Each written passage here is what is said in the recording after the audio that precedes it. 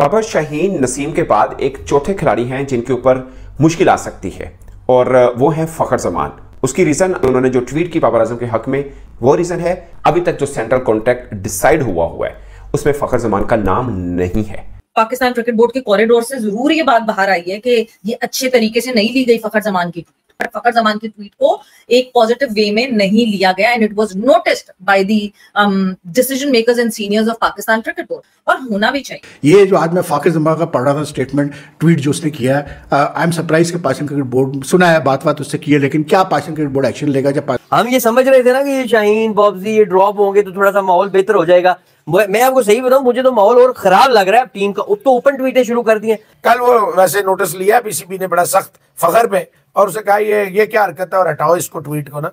अब फखर Zaman selection committee ये समझ रही है कि हम पर दबाव बढ़ाने के लिए ये ट्वीट की गई, और दूसरा एक सीधा फार्मूला है कि जो बाकियों पर अप्लाई होता है फखर पे हम क्यों अप्लाई ना करें। जब हमने इतने डेयरिंग डिसीजन लिए कि हमने बाबर को ड्रॉप कर दिया, शाहीन और नसीम को, तो फखर तो भी किए जा सकते हैं। अब आप खुद देख लें कि फखर जमान कॉन्ट्रैक्चुअल एम्प्लॉई है और पाकिस्तान क्रिकेट बोर्ड उनका एम्प्लॉयर है। उन्होंने एम्प्लॉय ने डिसीजन लिया, एम्प्लॉय उसको सोशल मीडिया पे पब्लिकली डिनाई कर रहा है। ये मजाक उड़ाया जा रहा है पूरी दुनिया में आपका है। और मैं उस पे आके ट्वीट करूं कि वो कैसे ये कर सकते हैं, वो फलाना ये कैसे कर सकते हैं, तो सॉरी दूसरे ही दिन मेरा टर्मिनेशन लेटर मेरे मुंह पे आ जाए। How can an employee go against their employer? एक तो ये कि Virat Kohli is someone who, इस पर अगर आप स्टेचर देखें दोनों का, तो कहाँ बाबर आजम की अचीवमेंट्स और कहाँ विराट कोहली की अचीवमेंट, दोनों में बड़ा फर्क है। लेकिन बहरहाल हमारी नेगेटिविटी इतनी है पाकिस्तान क्रिकेट के सेटअप में इस वक्त कि यार क्या करें। मेरा फखर जमान है, क्या कमाल केस हुआ है। फखर वाला तो किसी सूरत में काबिल माफी नहीं है। अब देखिए, अगर आपने रिप्रिमांड ना किया, आपने एक्शन ना लिया, आपने अगर फखर जमान को कान ना पकड़ाए।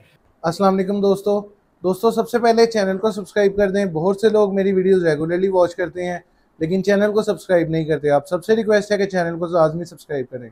आए वीडियो शुरू करते हैं। दोस्तों, कल जब बाबर आजम को ड्रॉप किया गया था और सुबह ही न्यूज़ चल रही थी कि बाबर आजम को टीम से ड्रॉप किया जा रहा है, तो फखर जमान ने एक ट्वीट की थी जिसका मैंने कल भी जिक्र किया था। तो फखर जमान ने ये ट्वीट क्यों की थी, बाबर आजम को बैक क्यों किया था, इसके पीछे रीज़न जो पाकिस्तान का मीडिया बता रहा है वो ये है कि फ़खर जमान को भी सेंट्रल कॉन्ट्रैक्ट की लिस्ट में शामिल नहीं किया जा रहा, जिस वजह से उन्होंने पीसीबी पे प्रेशर डालने के लिए इस ट्वीट को जो है वो किया, और इस वजह से पाकिस्तान मीडिया और पीसीबी में जो है वो बड़ा गुस्सा आ रहा है। अब कहा यह जा रहा है कि फ़खर जमान को भी अगले जो सीरीज़ हैं उनमें से ड्रॉप किया जा सकता है। पाकिस्तानी मीडिया इस सारे सीन के बाद क्या कह रहा है, चलिए वीडियो देखते हैं। मिलता हूँ आपसे वीडियो के लास्ट में। बाबर शाहीन नसीम के बाद एक चौथे खिलाड़ी हैं जिनके ऊपर मुश्किल आ सकती है, और वो है फखर जमान। उसकी रीजन उन्होंने जो ट्वीट की बाबर आजम के हक में, वो रीजन है, मगर एकदम ये चेंज कैसे आया। और अब भी बाबर आजम को और शाहीन को निकालने पर शान मसूद, गिलेस्पी और अजहर महमूद ने रेजिस्ट किया, मगर बावजूद उनकी रेजिस्टेंस के, गिलेस्पी की रेजिस्टेंस के, तब भी उनको निकाल दिया गया। मैं इसमें ये नहीं कह रहा कि बाबर और शाहीन नसीम को निकाल देना, रेस्ट देना ठीक है, बट मेरी नजर में उनको पहले ही रेस्ट दे देना चाहिए था। अब फखर जमान के मामले पर जो सिलेक्शन कमेटी है, अभी तक जो सेंट्रल कॉन्ट्रैक्ट डिसाइड हुआ है उसमें फखर जमान का नाम नहीं है। और दूसरा, जो ऑस्ट्रेलिया में टीम भेजनी है, अभी तक फखर जमान उस टीम में भी नहीं है। फखर जमान ने जो ट्वीट किया उसके ऊपर सिलेक्शन कमेटी थोड़ी नाराज जरूर हुई है। पाकिस्तान क्रिकेट बोर्ड ये समझ रहा है कि फखर जमान बेसिकली हम पर काउंटर अटैक कर रहे हैं इस ट्वीट के जरिए, कि फखर जमान को सेंट्रल कॉन्ट्रैक्ट में नहीं रखा, और ये फखर जमान को बता दिया गया है कि अभी तक आप सेंट्रल कॉन्ट्रैक्ट में नहीं है। तो ये है सारा सिलसिला फखर जमान का। अब पाकिस्तान क्रिकेट बोर्ड ये समझ रहा है कि फखर जमान को पता है कि मैं सेंट्रल कॉन्ट्रैक्ट पास नहीं कर पाया, तो शायद ये पाकिस्तान क्रिकेट बोर्ड के ऊपर या सिलेक्शन कमेटी के ऊपर दबाव डाल रहे हैं ट्वीट के जरिए कि वो बाबर आजम के साथ खड़े हो सकते हैं, बाबर आजम के साथ खड़े भी हो, मगर बेसिकली इनडायरेक्टली वो दबाव भी डाल रहे हैं कि जो बाबर, शाहीन और नसीम के साथ किया, कहीं पाकिस्तान सिलेक्शन कमेटी जो है वो फखर के साथ ना करे। अब फखर जमान सिलेक्शन कमेटी ये समझ रही है कि हम पर दबाव बढ़ाने के लिए ये ट्वीट की गई, और दूसरा एक सीधा फार्मूला है कि जो बाकियों पर अप्लाई होता है फखर पे हम क्यों अप्लाई ना करें। जब हमने इतने डेयरिंग डिसीजन लिए कि हमने बाबर को ड्रॉप कर दिया, शाहीन और नसीम को, तो फखर तो भी किए जा सकते हैं। सिलेक्शन कमेटी ये समझ रही है, मगर अभी तक जो सेंट्रल कॉन्ट्रैक्ट के पूरे प्लेयर्स बन चुके हैं उसके अंदर फखर जमान का नाम नहीं है, रेड में है, ग्रीन में नहीं है। ये उनको सेंट्रल कॉन्ट्रैक्ट में शामिल करने पर पाकिस्तान क्रिकेट बोर्ड की सिलेक्शन कमेटी राजी नहीं है। तो अब पाकिस्तान टीम तो तबाही की तरफ गामजन है यार। मैं कहता हूँ कि मतलब ये कब हमारे लोग सीखेंगे। ये जो पिछले 2-3 साल से एक ये जो हमारे ऊपर भलवा डाला गया है ना कि जी बाबर आजम जो है, मतलब Babar Azam is bigger than the Pakistan team, Babar Azam is the greatest thing to emerge in Pakistan cricket, is all bullshit यार। ये जो आज मैं फखर जमान का पढ़ रहा था स्टेटमेंट, ट्वीट जो उसने किया है, आई एम सरप्राइज कि पाकिस्तान क्रिकेट बोर्ड, सुना है बात उससे की है, लेकिन क्या पाकिस्तान क्रिकेट बोर्ड एक्शन लेगा? जब लेकिन जिस तरह जो फाखर ने एक बात उसमें लिखी, विराट कोहली से कंपैरिजन किया और एक बात लिखी कि जी the best batsman to come out of Pakistan, Pakistan. नहीं यार, क्या पता कि यार बाबर आजम कहाँ स्टैंड करता है और बाबर आजम से कितने बेहतर बैट्समैन पाकिस्तान ने प्रोड्यूस किया, हमने तो देखा है, तो हमें पता है। तो मुझे हंसी आती कभी, और ये मतलब कान पक गए यार सुन सुन के, और आंखें तक गई है देख देख के कि जी बाबर आजम जो है वो ग्रेटेस्ट बैट्समैन प्रोड्यूस किया पाकिस्तान ने। कहाँ से ग्रेटेस्ट यार? आज विराट कोहली की मिसाल दी जा रही थी कि जी विराट कोहली को बड़े चांसेस दिए गए, उसको नहीं ड्रॉप किया। वो भाई विराट कोहली को इसलिए चांसेस दिए गए क्योंकि एक तो ये थी कि इंडियन टीम जीत रही थी। सबसे बड़ी चीज ये कि Indian team, Virat Kohli fail हो, रोहित शर्मा हो, कुछ भी हो, फेल हो, Indian team finds ways to win. एक 50 नहीं उससे लास्ट 18 इनिंग्स में हो सके हैं, और आप कह रहे हो कि नहीं जी इसको और चांस देने चाहिए। मतलब इसके बगैर पाकिस्तान टीम चल नहीं सकती। क्यों भाई? क्या पाकिस्तान क्रिकेट टीम जो है वो किसी की अजारादारी है? कोई मतलब बाबर के मोहल्ले की टीम है? क्या है? क्या आप मतलब बाबर आजम के बगैर नहीं खेल सकते? मुझे समझाते हैं। एक तो ये कि Virat Kohli is someone who, इस पर अगर आप स्टेचर देखें दोनों का, तो कहाँ बाबर आजम की अचीवमेंट्स और कहाँ विराट कोहली की अचीवमेंट। एक आदमी जो उस वक्त जब विराट कोहली की फॉर्म गई तो वो तकरीबन 70 इंटरनेशनल 100 तो उधर ही कर चुका था, ठीक है ना।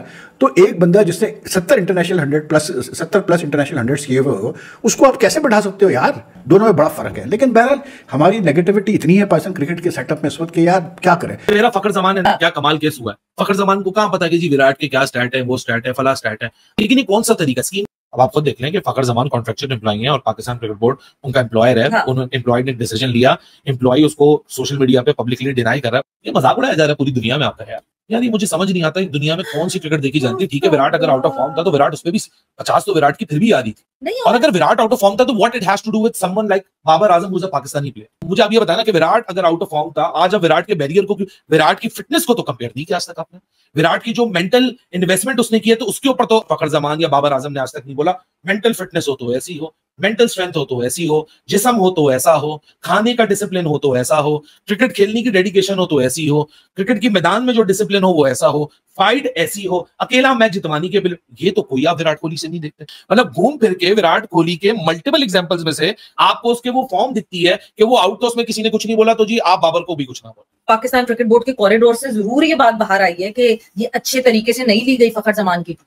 फखर जमान की ट्वीट को एक पॉजिटिव वे में नहीं लिया गया, and it was noticed by the decision makers and seniors of Pakistan cricket board. और होना भी चाहिए, वो इस वजह से होना चाहिए, मैं एक ऑर्गेनाइजेशन में काम करती हूँ और मैं उस पर आके ट्वीट करूं कि वो कैसे ये कर सकते हैं, वो फलाना ये कैसे कर सकते हैं, तो सॉरी दूसरे दिन मेरा टर्मिनेशन लेटर मेरे मुंह पे आ जाए। How can an employee go against their employer? पहले साल में 16 की एवरेज थी बाबर आजम की टेस्ट क्रिकेट के अंदर, और विराट कोहली के अगर स्टैट्स का इतना ही लोगों को शौक है तो स्टैट्स ढूंढना और स्टैट निकालना किसी के लिए बहुत मुश्किल काम नहीं है। क्या क्या कंपैरिजन चल रहा है ये विराट कोहली के साथ? इन्होंने कंपैरिजन शुरू कर दिया है, टीम से ड्रॉप हो गए हैं, यंग टीम आई है, इन्होंने तो और माहौल खराब कर दिया बॉब्जी। हम ये समझ रहे थे ना कि ये शाहीन बॉब्जी ये ड्रॉप होंगे तो थोड़ा सा माहौल बेहतर हो जाएगा। मैं आपको सही बताऊं, मुझे तो माहौल और खराब लग रहा है टीम का। अब तो ओपन ट्वीटें शुरू कर दी हैं। कल वो वैसे नोटिस लिया पीसीबी ने बड़ा सख्त फखर पे, और उसे कहा ये क्या हरकत है और हटाओ इसको ट्वीट को ना।